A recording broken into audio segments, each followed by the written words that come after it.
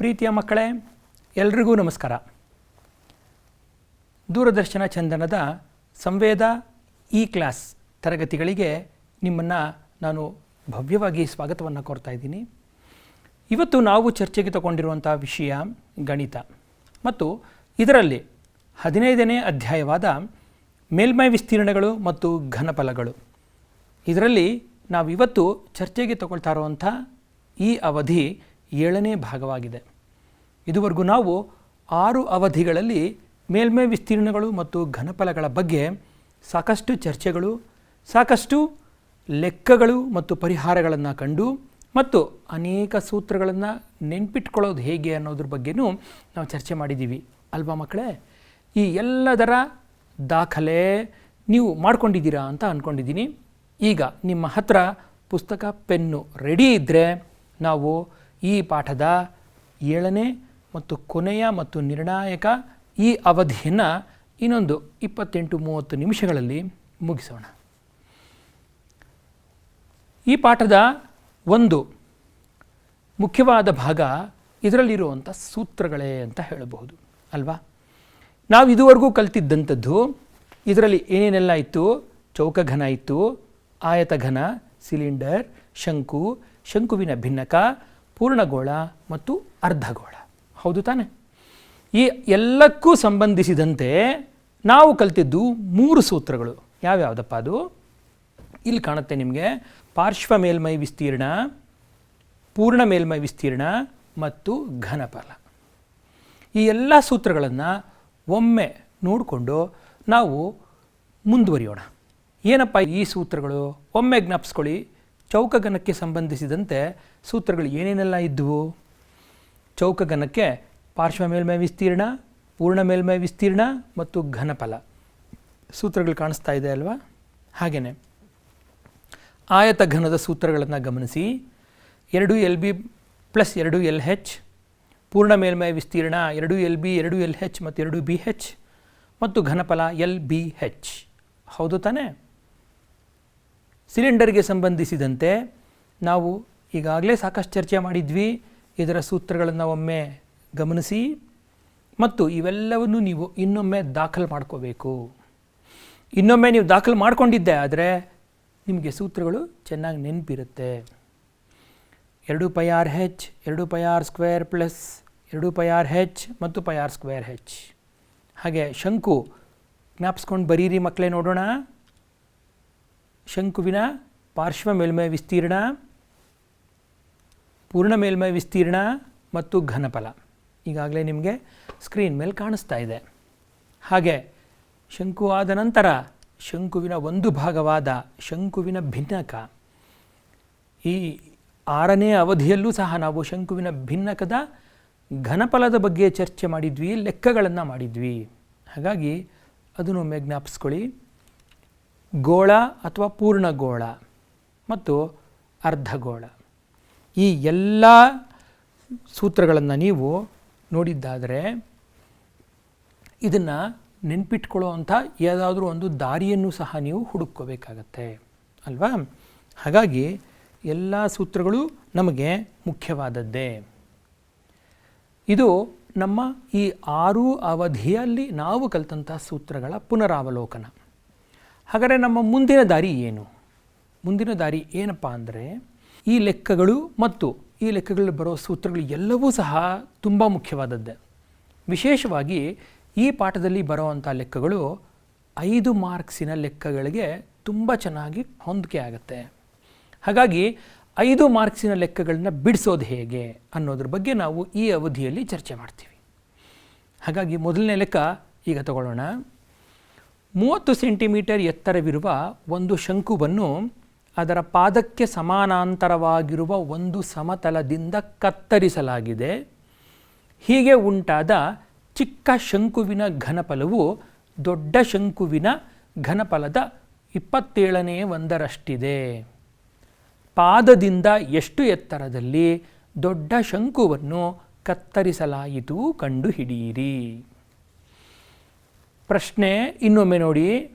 30 centimetre ಎತ್ತರವಿರುವಂತಹ ಒಂದು ಶಂಕು, ಅದರ ಪಾದಕ್ಕೆ ಸಮಾನಾಂತರವಾಗಿರುವ ಒಂದು ಸಮತಲ.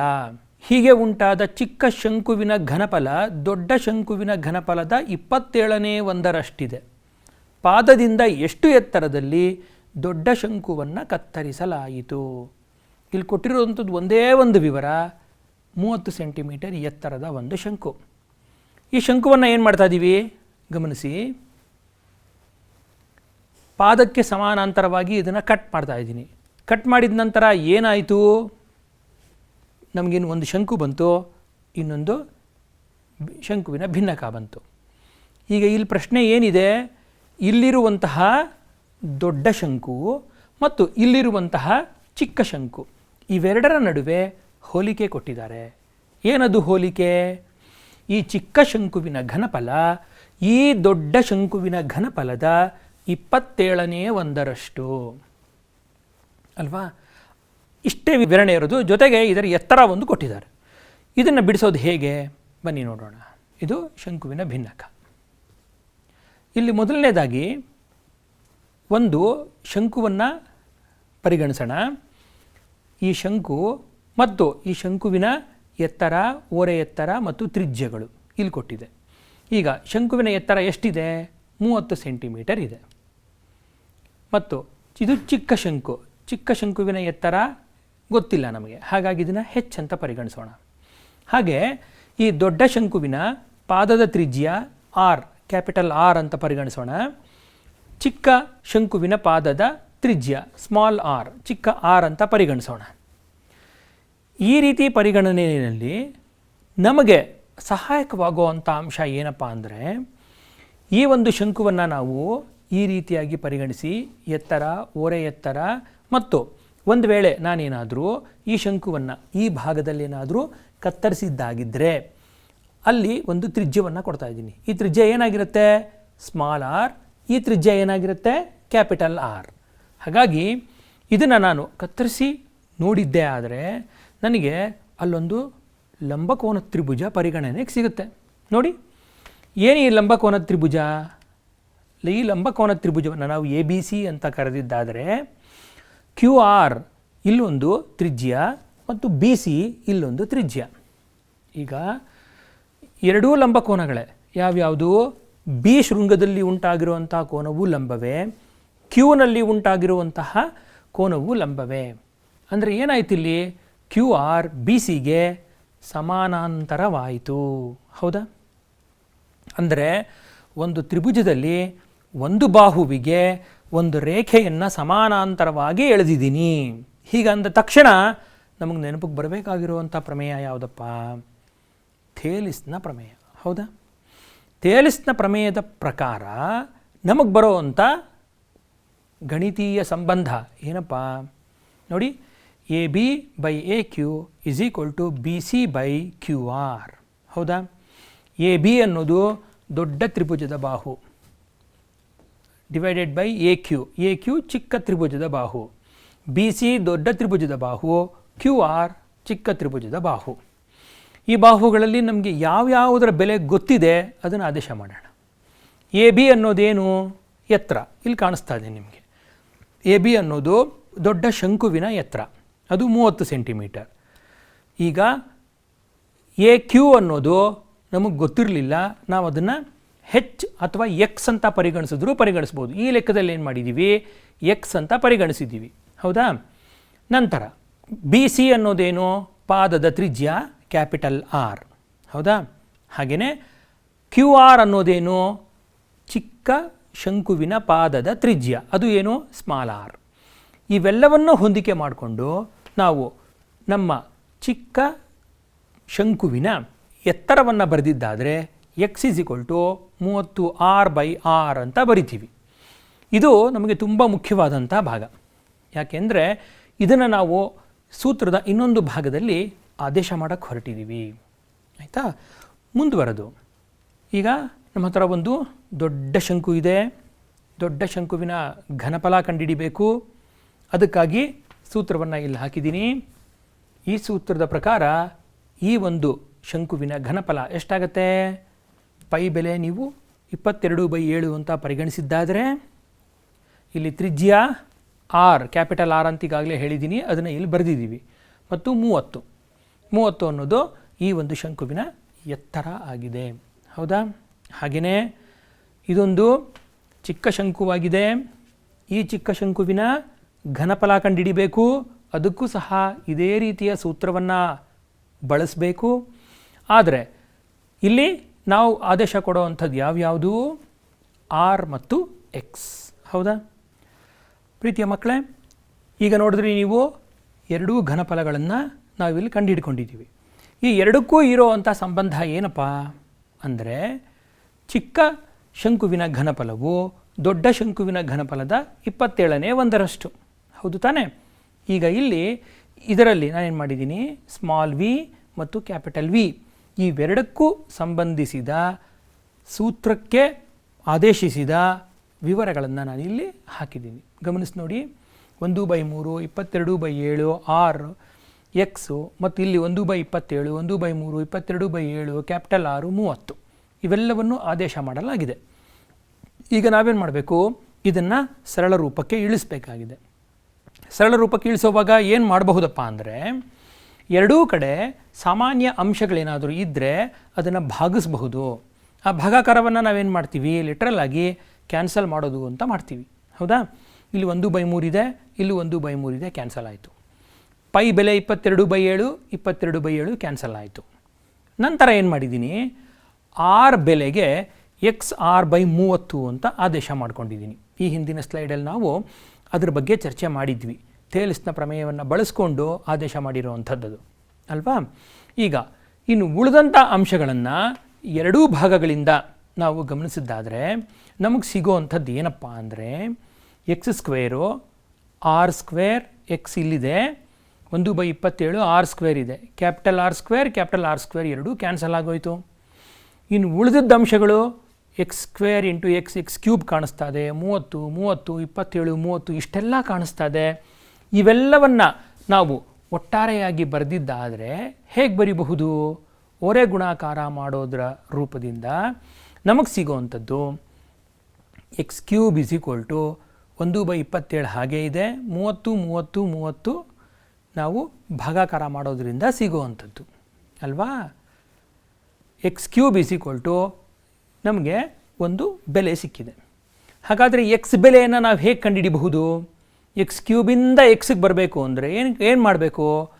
ಘನಮೂಲವನ್ನು ಕಂಡುಹಿಡಿಬೇಕು. ಹೌದಾ? ಇದನ್ನು x³ ನೀವಿಲ್ಲಿ ಮತ್ತೆ ಇದನ್ನು ಸುಲಭ ರೂಪಕ್ಕೆ ಮಾಡಿದ್ದಾದರೆ x³ ಬೆಲೆ ಎಷ್ಟಾಯಿತು? 1000. ಎಕ್ಸ್ನ ಬೆಲೆ ಘನಮೂಲ 1000 ಎಷ್ಟಾಯಿತು? 10 ಸೆಂಟಿಮೀಟರ್. ಹಾಗಾದರೆ ಈ ಪ್ರಶ್ನೆಗೆ ಉತ್ತರ ಏನು? 10 ಸೆಂಟಿಮೀಟರಾ? ನೋಡಿ, ಇಲ್ಲೇ ಮಕ್ಕಳೇ ನೀವು ಇಡ್ಬೋದು. ಪ್ರಶ್ನೆ ಕೇಳಿರೋದೇನು? ಪಾದದಿಂದ ಎಷ್ಟು ಎತ್ತರದಲ್ಲಿ ಶಂಕುವಿನ ಕತ್ತರಿಸಲಾಯಿತು ಅಂತ. ಅಂದರೆ ಏನರ್ಥ? ಇಲ್ಲಿರುವಂತಹ ಈ ಶಂಕು, ಈ ಪುಟ್ಟ ಶಂಕು ಏನಿದೆ, ಈ ಪುಟ್ಟ ಶಂಕುವಿನ ಎತ್ತರ 10 ಸೆಂಟಿಮೀಟರ್. ಅಂದರೆ ಅರ್ಥ, ಈ ದೊಡ್ಡ ಶಂಕುವಿನ ಮೇಲಿಂದ ಇಲ್ಲಿವರೆಗೂ 10 ಸೆಂಟಿಮೀಟರ್, ಇಲ್ಲಿಂದ ಇಲ್ಲಿವರೆಗೂ 10 ಸೆಂಟಿಮೀಟರ್ ಅಂದರೆ ಪಾದದಿಂದ ಇಲ್ಲಿವರೆಗೂ ಎಷ್ಟು ಸೆಂಟಿಮೀಟರ್ ಆಗುತ್ತೆ? ಒಟ್ಟು 30ರಲ್ಲಿ ಇದು 10 ಸೆಂಟಿಮೀಟರ್ ಹೋದರೆ ಉಳಿದಿದ್ದೆಷ್ಟು? 20 ಸೆಂಟಿಮೀಟರ್. ಹಾಗಾಗಿ ಈ ಪ್ರಶ್ನೆಗೆ ಉತ್ತರ ಪಾದದಿಂದ 20 ಸೆಂಟಿಮೀಟರ್ ಎತ್ತರದಲ್ಲಿ ಶಂಕುವನ್ನು ಕತ್ತರಿಸಲಾಗಿದೆ. ನೋಟ್ ಮಾಡ್ಕೊಂಡ್ರ ಮಕ್ಕಳೇ? ಲೆಕ್ಕ ಮಾಡೋದಷ್ಟೇ ಅಲ್ಲ, ಕ್ಯಾನ್ಸಲ್ ಔಟ್ ಮಾಡೋದು ತುಂಬ ಮುಖ್ಯ. ಇಲ್ಲಿ ವರ್ಗಮೂಲ, ಘನಮೂಲಗಳನ್ನ ಕಂಡುಹಿಡಿಯೋದು ಮತ್ತು ಪ್ರಶ್ನೆಗೆ ಸರಿಯಾಗಿ ಉತ್ತರವನ್ನು ಕೊಡುವಂಥದ್ದು. ನಾವೇನು ಮಾಡ್ತೀವಿ? ಎಕ್ಸ್ ಬಂದ ತಕ್ಷಣ ನಾವು ಸುಮ್ಮನೆ ಆಗ್ಬಿಡ್ತೀವಿ. ಆದರೆ ಉತ್ತರನೇ ಬೇರೆ ಇದೆ ಅಲ್ವಾ? ಇನ್ನೊಂದು ಲೆಕ್ಕವನ್ನು ಪರಿಗಣಿಸೋಣ. ಮೇಲ್ಭಾಗದಲ್ಲಿ ತೆರೆದಿರುವ ಒಂದು ಲೋಹದ ಹಾಳೆಯಿಂದ ಮಾಡಿದ ಒಂದು ಪಾತ್ರೆಯು ಶಂಕುವಿನ ಭಿನ್ನಕದ ಆಕಾರದಲ್ಲಿದೆ. ಶಂಕುವಿನ ಭಿನ್ನಕದ ಎತ್ತರ 16 ಸೆಂಟಿಮೀಟರ್. ಅದರ ಕೆಳಭಾಗದ ಮತ್ತು ಮೇಲ್ಭಾಗದ ವೃತ್ತಾಕಾರದ ತ್ರಿಜ್ಯಗಳು 8 ಸೆಂಟಿಮೀಟರ್ ಮತ್ತು 20 ಸೆಂಟಿಮೀಟರ್. ಈ ಪಾತ್ರೆಯನ್ನು ಹಾಲಿನಿಂದ ಪೂರ್ಣವಾಗಿ ತುಂಬಿಸಬೇಕಿದೆ. 1 ಲೀಟರ್ ಹಾಲಿನ ಬೆಲೆಯು ರೂ. 20ರಂತೆ ಹಾಲನ್ನು ಕೊಳ್ಳಲು ಎಷ್ಟು ಹಣ ಬೇಕು? ಲೋಹದ ಹಾಳೆಯ ದರ 100 ಸೆಂಟಿಮೀಟರ್ ಸ್ಕ್ವೇರ್ಗೆ ರೂ. 8 ಆದರೆ ಇಡೀ ಪಾತ್ರೆಯನ್ನು ನಿರ್ಮಿಸಲು ಎಷ್ಟು ಹಣ ಬೇಕಾಗುವುದು? ಇಲ್ಲಿ ಪ್ರಶ್ನೆಯನ್ನು ನೋಡಿದ್ರೆ ನಾವು ಗಾಬರಿ ಆಗಿಬಿಡ್ಬೇಕು, ಏನೇನೆಲ್ಲ ಇದೆಯಪ್ಪ ಪ್ರಶ್ನೆ ಓದೋದಕ್ಕೆ ಇಷ್ಟು ಹೊತ್ತು ಸಮಯ ತೊಗೊಂಡ್ಬಿಡ್ತಲ್ಲ ಅಂತ. ಇದು ಒಂದು ಟಿಪಿಕಲ್ 5 ಅಂಕದ ಪ್ರಶ್ನೆ. 5 ಅಂಕದ ಪ್ರಶ್ನೆ ಅಂದ ತಕ್ಷಣ ಇದರಲ್ಲಿ ಅಡಕವಾಗಿರುವಂಥ ವಿಚಾರಗಳು ಏನೇನು, ಇದರೊಳಗೆ ಎಷ್ಟು 3-4 ವಿಚಾರಗಳಿವೆ ಅಲ್ವಾ. ಈ ಎಲ್ಲ ಹಂತಗಳನ್ನು ದಾಟಿದ ಮೇಲೇ ನಮಗೆ ಉತ್ತರ ಸಿಗೋದು. ವಿಶೇಷ ಅಂದರೆ ಇಲ್ಲಿ ಪೈ ಬೆಲೆಯನ್ನು ದಾಖಲು ಮಾಡಿದ್ದಾರೆ. ಪೈ 3.14 ನೀವು ಪರಿಗಣಿಸಬೇಕು ಅಂತ ಹೇಳಿದ್ದಾರೆ. ಹಾಗಾಗಿ ಅದೇ ಬೆಲೆಯನ್ನು ಪರಿಗಣಿಸಿ ನಾವು ಈ ಲೆಕ್ಕವನ್ನು ಮಾಡೋಣ ಅಲ್ವಾ. ಈ ಲೆಕ್ಕದಲ್ಲಿ ಏನೇನೆಲ್ಲ ಕಂಡುಹಿಡಿಬೇಕು, ಪಾರ್ಶ್ವ ಮೇಲ್ಮೈ ವಿಸ್ತೀರ್ಣ, ಪಾದದ ವಿಸ್ತೀರ್ಣ, ಅದನ್ನು ಕೂಡಿದ ಮೇಲೆ ಬರೋ ಅಂಥ ಬಕೆಟ್ನ ಅಥವಾ ಪಾತ್ರೆಯ ವಿಸ್ತೀರ್ಣ, ಅದಾದ ಮೇಲೆ ಅದಕ್ಕೆ ಬೇಕಾಗಿರೋ ಅಂಥ ವಸ್ತುವಿನ ಪ್ರಮಾಣ ಮತ್ತು ಅದಕ್ಕೆ ಹೊಂದಿಕೆ ಆಗೋ ದುಡ್ಡು.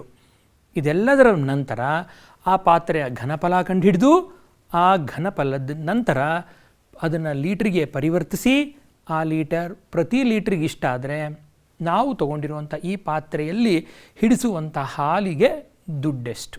ನೋಡಿ ಎಷ್ಟು ಹಂತಗಳು, ಒಂದೊಂದೇ ಹಂತ ನಿಧಾನವಾಗಿ ಬಿಡಿಸೋಣ. ಶುರು ಮಾಡೋಣ. ಮೊದಲು ಈ ಲೆಕ್ಕವನ್ನು ನೀವು ಬರ್ಕೊಳ್ಳೋವಾಗ ಯಾವ್ಯಾವುದನ್ನು ಅಂಡರ್ಲೈನ್ ಮಾಡಬೇಕು, ಯಾವ್ಯಾವುದನ್ನು ನೋಟ್ ಮಾಡ್ಕೋಬೇಕು ಅನ್ನೋದನ್ನು ನೋಡಿಬಿಡಿ. ಇದು ಲೆಕ್ಕ ಆದರೆ ನಾವು ನೋಟ್ ಮಾಡಿರುವಂಥದ್ದು ಈ ವಿಚಾರಗಳು ಅಲ್ವಾ. ಪೈ ಬೆಲೆ 3.14 ನಾವು ಇದರಲ್ಲಿ ಬಳಸ್ಕೊಳ್ಳೋಣ. ಮೊದಲನೇದಾಗಿ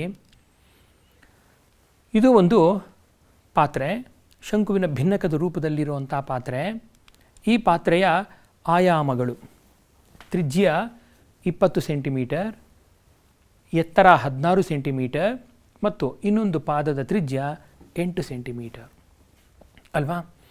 ಈಗ ನಾವು ಈ ಪಾತ್ರೆಯ ಸುತ್ತಳತೆಯನ್ನು ಕಂಡುಹಿಡಿಬೇಕು, ವಿಸ್ತೀರ್ಣವನ್ನು ಕಂಡುಹಿಡಿಬೇಕಾಗಿದೆ. ಈ ವಿಸ್ತೀರ್ಣಕ್ಕೆ ನಮಗೆ ಕೊಟ್ಟಿರುವಂಥ ಬೆಲೆಗಳು R1, R2 ಮತ್ತು H. ಹೌದಾ? ಹಾಗಾದರೆ ನಮಗೆ ಇನ್ಯಾವ ಬೆಲೆ ಗೊತ್ತಾದರೆ ಮೇಲ್ಮೈ ವಿಸ್ತೀರ್ಣವನ್ನು ಕಂಡುಹಿಡಿಯಬಹುದು, ಅಥವಾ ಇರೋವಂಥ ಈ ದತ್ತಾಂಶದಿಂದಾನೇ ವಿಸ್ತೀರ್ಣ ಕಂಡುಹಿಡಿಯೋದಕ್ಕೆ ಸಾಧ್ಯನಾ? ಇಲ್ಲ. ಯಾಕೆ? ನಮಗೆ ಎಲ್ ಬೆಲೆ ಇನ್ನೂ ಬೇಕಾಗಿದೆ. ಮೊದಲು ಎಲ್ ಬೆಲೆಯನ್ನು ಕಂಡುಹಿಡ್ಕೊಳ್ಳೋಣ. ಎಲ್ ಅಂದರೆ ಓರೆ ಎತ್ತರ. ಈ ಓರೆ ಎತ್ತರಕ್ಕೆ ಇರುವಂಥ ಸೂತ್ರ ಇಲ್ಲಿದೆ. ಇದು ನಮ್ಮ ಭಿನ್ನಕ ರೂಪದ ಪಾತ್ರೆ ಮತ್ತು ಇಲ್ಲಿದೆ ಸೂತ್ರ. ಎಲ್ = h² + R1 - R2 2 ಅಲ್ವಾ. ಬೆಲೆಗಳನ್ನು ಆದೇಶ ಮಾಡೋಣ.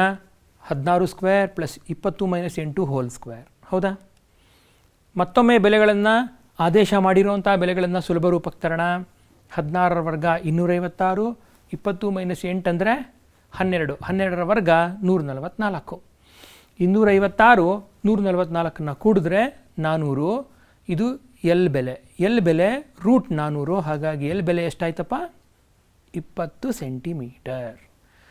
ಒಂದು ಭಾಗ ಇಲ್ಲಿಗೆ ಮುಗೀತು. ಏನು ಮಾಡಿದ್ವಿ? ಓರೆ ಎತ್ತರವನ್ನು ಕಂಡುಹಿಡ್ಕೊಂಡ್ವಿ. ಹೌದಾ? ಮುಂದಿನ ಭಾಗದಲ್ಲಿ ಭಿನ್ನಕದ ಪಾರ್ಶ್ವ ಮೇಲ್ಮೈ ವಿಸ್ತೀರ್ಣವನ್ನು ಕಂಡುಹಿಡಿಯೋಣ. ಪಾರ್ಶ್ವ ಮೇಲ್ಮೈ ವಿಸ್ತೀರ್ಣದ ಸೂತ್ರವನ್ನು ಬರ್ಕೊಳ್ಳಿ ಮಕ್ಕಳೇ. ಏನು ಸೂತ್ರ? Pi R1 + R2 × L. ಹೌದಾ? ಈಗ ಇದಕ್ಕೆ ಆದೇಶವನ್ನು ಮಾಡಿ. ಪೈ ಬೆಲೆ 3.14, R1 ಬೆಲೆ 20, R2 ಬೆಲೆ 8 ಮತ್ತು L ಬೆಲೆನೂ ಸಹ 20. ಹೌದು ತಾನೆ? ಹಾಗಾದರೆ ಇದನ್ನು ನೀವು ಸುಲಭ ರೂಪಕ್ಕೆ ಇಳಿಸಿದ್ದಾದರೆ ನಮಗೆ ಬರುವಂಥ ಉತ್ತರ 1758.4 ಸೆಂಟಿಮೀಟರ್ ಸ್ಕ್ವೇರ್. ಇದು ಪಾರ್ಶ್ವ ಮೇಲ್ಮೈ ವಿಸ್ತೀರ್ಣ. ನಮಗೆ ಈ ಒಂದು ಭಿನ್ನಕದ ಪಾತ್ರೆಯ ಪೂರ್ತಿ ಮೇಲ್ಮೈ ವಿಸ್ತೀರ್ಣ ಬೇಕು. ಪಾತ್ರೆ ಆಗಿರೋದ್ರಿಂದ ಮೇಲ್ಭಾಗ ಏನಿರುತ್ತೆ?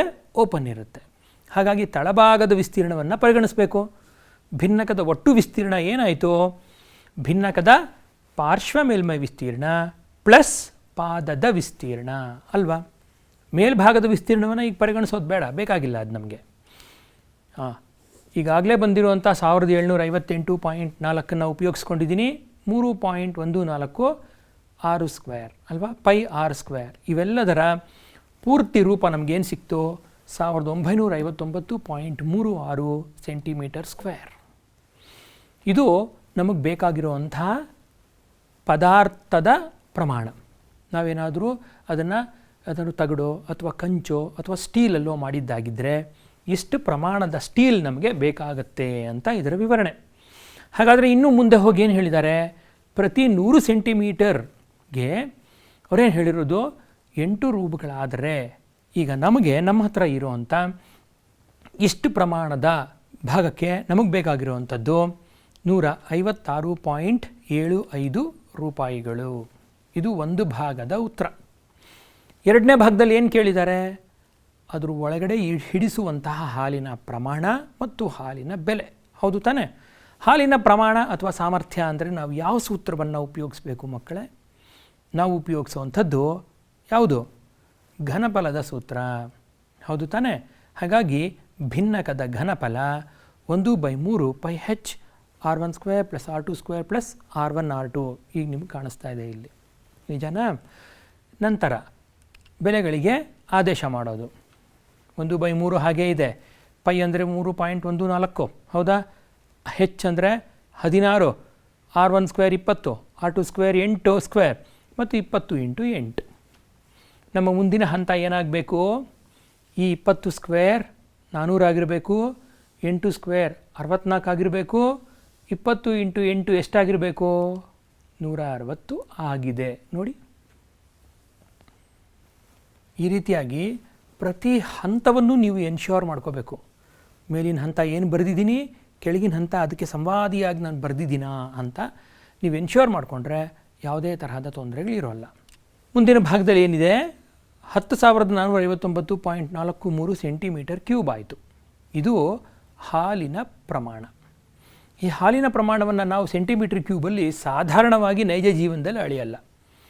ನೈಜ ಜೀವನದಲ್ಲಿ ನಾವೇನು ಹೇಳ್ತೀವಿ? ಮನೆಯಲ್ಲಿ ಅಮ್ಮ ಏನೋ ಹೇಳುವಾಗ, ಹೋಗೋ 1 ಲೀಟ್ರ್ ಹಾಲು ತೊಗೊಂಬಾ ಅಥವಾ ಅರ್ಧ ಲೀಟ್ರ್ ಹಾಲು ತೊಗೊಂಬಾ ಅಂತ ಹೇಳ್ತೀವಿ. ಇದನ್ನು ಈಗ ನಾವೇನು ಮಾಡಬೇಕು? ಲೀಟರುಗಳಿಗೆ ಪರಿವರ್ತನೆ ಮಾಡಬೇಕು. ಲೀಟ್ರಿಗೆ ಪರಿವರ್ತನೆ ಮಾಡಬೇಕು ಅಂತಂದರೆ ಈ ಸೆಂಟಿಮೀಟರ್ ಕ್ಯೂಬ್ ಒಂದು ಕಡೆ, ಲೀಟ್ರ್ಗಳು ಒಂದು ಕಡೆ, ಇವೆರಡನ್ನೂ ಬ್ಯಾಲೆನ್ಸ್ ಮಾಡುವಂಥ ಒಂದು ಸೂತ್ರ ಇದೆ. ಏನದು? ಪ್ರತಿ 1000 ಸೆಂಟಿಮೀಟರ್ ಕ್ಯೂಬು 1 ಲೀಟರ್ಗೆ ಸಮ ಆಗುತ್ತೆ ಅಂತ ನಮಗೆ ಗೊತ್ತಿದೆ. ಹಾಗಾಗಿ ಇದನ್ನು 1000ದಿಂದ ನೀವೇನಾದರೂ ಭಾಗಿಸಿದ್ದಾದರೆ ಒಟ್ಟು ಹಾಲಿನ ಪ್ರಮಾಣ ಲೀಟರ್ಗಳಲ್ಲಿ ವ್ಯಕ್ತವಾಗುತ್ತೆ. ಲೀಟರ್ಗಳಲ್ಲಿ ವ್ಯಕ್ತವಾದಾಗ ಇದು ನಮಗೆ 10.46 ಲೀಟರ್ ಸಿಕ್ತು. ಮುಂದಿನ ಮತ್ತು ಕೊನೆಯ ನಿರ್ಣಾಯಕ ಹಂತ ಏನಪ್ಪ ಅಂದರೆ, ಈ ಹಾಲಿಗೆ ಎಷ್ಟು ಬೆಲೆಯನ್ನು ಕೊಟ್ವಿ ಅಂತ. ಪ್ರತಿ ಲೀಟರ್ ಹಾಲು 20 ರೂಪಾಯಿ ಹೇಳ್ತಾ ಇದ್ದಾರೆ, ಹೌದಾ? 20 ರೂಪಾಯಿ ಆದರೆ ನೋಡಿ, ಹಾಲಿನ ದರ 10.46 × 20 ಎಷ್ಟಾಗತ್ತೆ? 209.2. ಹಾಗಾಗಿ ಇಲ್ಲಿ ನಮಗೆ ಫೈನಲ್ ಆಗಿ ಬರುವಂಥ ಉತ್ತರಗಳು 156 ಇಲ್ಲಿದೆ, 156.75 ಇಲ್ಲೊಂದಿದೆ, 209.2. ಇದು ಈ ಪ್ರಶ್ನೆಗೆ ಉತ್ತರ. ಆದ್ದರಿಂದ ಮಕ್ಕಳೇ, 5 ಅಂಕದ ಲೆಕ್ಕಗಳಿಗೆ ಈ ಪಾಠ ನಿಜವಾಗಲೂ ಸಿದ್ಧವಾಗಿದೆ. ನೀವು ಈ 5 ಅಂಕಗಳಿಗೆ ಪರೀಕ್ಷೆಯಲ್ಲಿ ಸಿದ್ಧರಾಗಿದ್ದೀರಾ ಅನ್ನೋದು ಪ್ರಶ್ನೆ. ಹಾಗಾಗಿ ಎಷ್ಟಾಗುತ್ತೋ ಅಷ್ಟೂ ಲೆಕ್ಕಗಳನ್ನು ಬೇರೆ ಬೇರೆ ಆಕಾರಗಳಿಂದ ಸಂಪಾದಿಸಿ ಲೆಕ್ಕಗಳನ್ನು ಮಾಡ್ತಾ ಹೋಗಿ. ಮಕ್ಕಳೇ, ನಾವು ಈಗ ಇನ್ನೊಂದು ಪ್ರಶ್ನೆಯನ್ನು ತಗೊಳ್ಳೋಣ. ಇದು ಒಂದು MCQ ಪ್ರಶ್ನೆ. ಇಲ್ಲಿ ಪಾದದ ತ್ರಿಜ್ಯಗಳು ಸಮನಾಗಿರುವ ಒಂದು ಸಿಲಿಂಡರ್ ಮತ್ತು ಒಂದು ಶಂಕುವಿನ ಎತ್ತರಗಳು ಕ್ರಮವಾಗಿ 30 ಸೆಂಟಿಮೀಟರ್ ಮತ್ತು 21 ಸೆಂಟಿಮೀಟರ್ ಆಗಿದೆ. ಅವುಗಳ ಘನಫಲಗಳ ಅನುಪಾತ ಅಂತ ಕೇಳಿ 4 ಆಪ್ಷನ್ಗಳನ್ನ ಕೊಡೋರಿದ್ದೀವಿ ಈಗ ನಾವು. ಎರಡನೇ ಆಪ್ಷನ್ ಇಲ್ಲಿ ಬಂತು, 3 ಮತ್ತು 4. ಈ 4 ಆಪ್ಷನ್ಗಳನ್ನು ನೋಡಿ, ಪಾದದ ತ್ರಿಜ್ಯಗಳು ಸಮನಾಗಿವೆ. ಯಾವ್ಯಾವುದ್ರದ್ದು? ಸಿಲಿಂಡರ್ ಮತ್ತು ಶಂಕುವಿನದ್ದು. ಎತ್ತರಗಳೇನೇನಿದೆ? ಸಿಲಿಂಡರ್ನ ಎತ್ತರ 30 ಮತ್ತು ಶಂಕುವಿನ ಎತ್ತರ 21 ಸೆಂಟಿಮೀಟರ್. ಅವುಗಳ ಘನಫಲಗಳ ಅನುಪಾತ. ಅವುಗಳ ಘನಫಲಗಳು ಅಂತಂದರೆ ಸಿಲಿಂಡರ್ ಘನಫಲ ಈಸ್ಟು ಶಂಕುವಿನ ಘನಫಲ. ಹಾಗಾಗಿ ಇದರ ಉತ್ತರ ಏನಾಗುತ್ತೆ ಮಕ್ಕಳೇ? ತ್ರಿಜ್ಯಗಳು ಒಂದೇ ಇದೆ, ಎತ್ತರಗಳು ಬೇರೆ ಬೇರೆ ಇವೆ. ಹಾಗಾಗಿ ಅವುಗಳ ಅನುಪಾತವನ್ನು ತಗೊಳ್ಳುವಾಗ V1/V2 ಅಂತ ಪರಿಗಣಿಸೋಣ.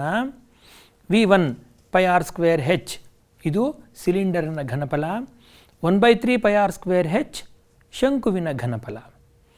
ಇದಾದ ನಂತರ ಏನು ಮಾಡಿದ್ದೀವಿ? ಪೈ ಮತ್ತು ಪೈ ಎರಡೂ ಕ್ಯಾನ್ಸಲ್ ಆಗುತ್ತೆ. ಹಾಗೆಯೇ ಆರ್ ಸ್ಕ್ವೇರ್ ಕ್ಯಾನ್ಸಲ್ ಆಗುತ್ತೆ. ಉಳಿದಿದ್ದೇನು? ಸಿಲಿಂಡರ್ನ ಎತ್ತರ 30 ಮತ್ತು ಶಂಕುವಿನ ಎತ್ತರ 21 ಅಲ್ವಾ?